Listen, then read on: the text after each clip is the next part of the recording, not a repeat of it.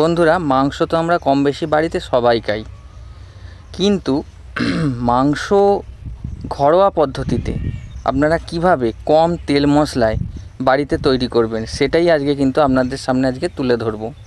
কম মশলা দিলেও পরিমাণটা ঠিক থাকা চাই, সেই জন্য আগে মশলাগুলো কতটা পরিমাণ নিয়েছি আপনাদের সামনে তুলে ধরলাম। কি কি মশলা লাগছে আগে আপনাদের দেখিয়ে দিই, চলুন। এখানে 1.5 কেজি মুরগির মাংস আছে, হলুদ, লঙ্কা গুঁড়ো, নুন।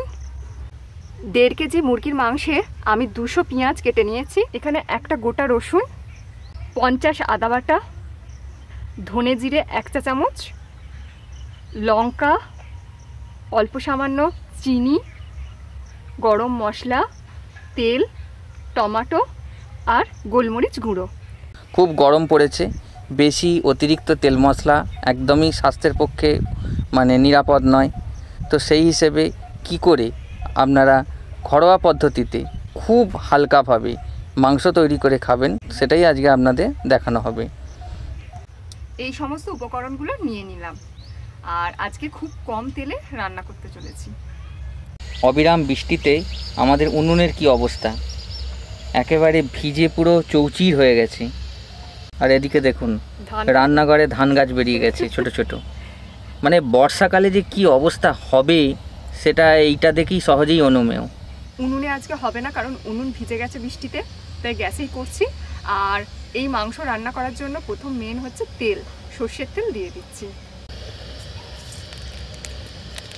এখানে আমি 3 থেকে 4 চামচ সর্ষের তেল দিয়ে দিয়েছি, কারণ আজকে খুব কম তেলে রান্না করতে চলেছি।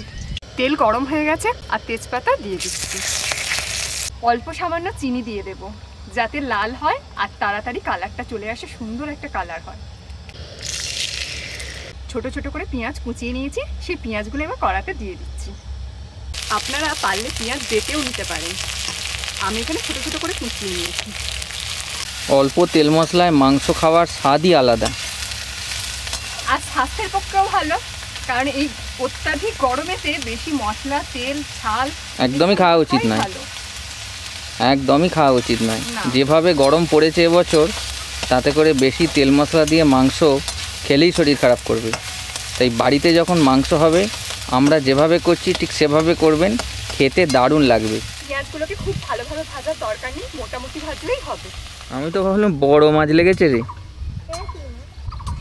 পেঁয়াজগুলো মোটামুটি ভাজা হয়ে গেছে, এখানে আমি 4 চা চামচ রসুন বাটা দিয়ে দিচ্ছি। এবার ভালো করে নাড়াচাড়া করে নেব। 4 চা চামচ আদা বাটা দিয়ে দিচ্ছি। এবার আদা রসুন একসাথে খুব ভালোভাবে কষে নিতে হবে। মশলাগুলো খুব ভালোভাবে কষা হয়ে গেছে। আজকে দেবো কাঁচা লঙ্কা আর পাকা লঙ্কা বাটা, কারণ গুঁড়ো লঙ্কা খাওয়া স্বাস্থ্যের পক্ষে খুব একটা ভালো না, কিন্তু রান্নায় রং আসার জন্য আমরা গুঁড়ো লঙ্কা ব্যবহার করি। একটা গোটা টমেটো, কিন্তু টমেটোগুলো পচা না, এই টমেটোটা ভালো, ওই টমেটোটা পচা ছিল, ফেলে দিয়েছি। 2 চামচ নুন দিয়ে দিচ্ছি, আবার পরে যখন কষবো মাংসটা তখন আবার নুন দেব। আর এখানে 1 চা চামচ হলুদ গুঁড়ো দিয়ে দিচ্ছি।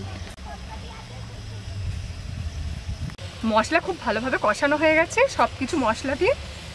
এবার মাংসগুলো দিয়ে দিচ্ছি, দিয়ে খুব ভালোভাবে কষিয়ে নেব। যেহেতু কম মশলা আছে আর কম তেল আছে, একটু ভালো করে কষিয়ে নিতে হবে, না হলে কাঁচা গন্ধ ছাড়ে। এবার একটু হাতে টাইম নিয়ে ভালো করে কষতে থাকবেন, মিনিমাম 15 থেকে 20 মিনিট কষলেই হয়ে যাবে। আর ব্রয়লার মুরগি সেদ্ধ হতেও বেশিক্ষণ সময় লাগে না।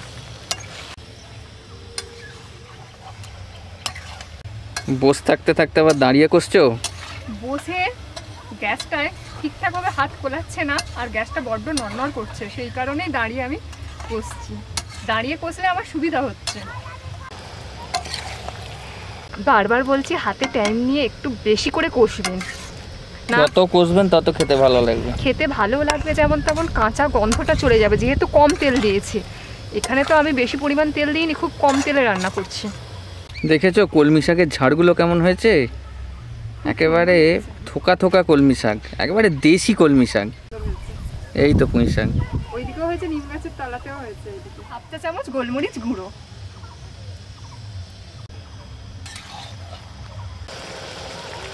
জল ছেড়ে দিয়েছে নাকি বলো তো?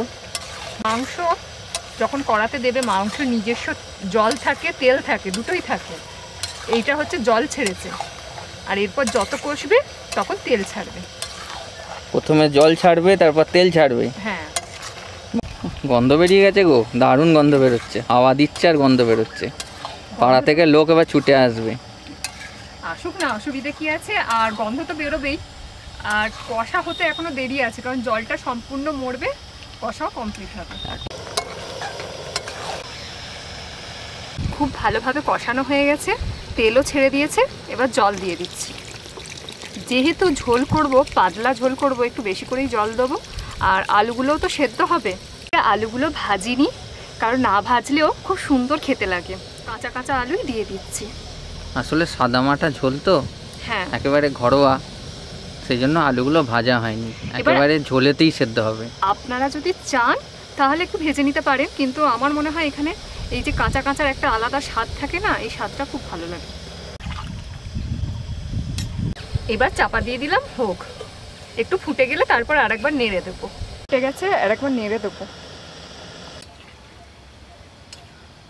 এই দেখুন গাছে গাছে কেমন পটল হয়েছে। পটলটা দেখুন আমি হাত দিয়ে কেমনভাবে তুলছি। ওহ, এই দেখুন পটলটা। আর এটা হচ্ছে দেশি পটল, এই জন্যই ছোট। ওহ, কি কালার হয়েছে গো। হ্যাঁ, কত সুন্দর কালার হয়েছে, দেখেছো? দারুণ, একেবারে ঘরোয়া পদ্ধতিতে করেছো, কিন্তু কালারটা দেখো। কেউ বলবে যে এত কম তেল মশলা ব্যবহার করেছো মাংসটায়? সবার শেষে আমি দিয়ে দিচ্ছি গরম মশলা বাটা। এটা তো দিতেই হবে, মানে গন্ধটা আরও ভালো হবে। হ্যাঁ, আর কত কম মশলা, দেখো মাংসের নিজস্ব তেল থাকে, তাই জন্য তেলটা ছেড়েছে বলে কম তেলটা দিলাম। দেখেছো লাল লাল কত সুন্দর হয়েছে। দেখো, দেখছি তো, সেদ্ধ হয়েছে খুব সুন্দর, আর কালারও খুব সুন্দর হয়েছে, অথচ খুব কম তেলে আর কম মশলাতে আমি রান্না করেছি। আর গুঁড়ো লঙ্কার ব্যবহার আমি করিনি এখানে।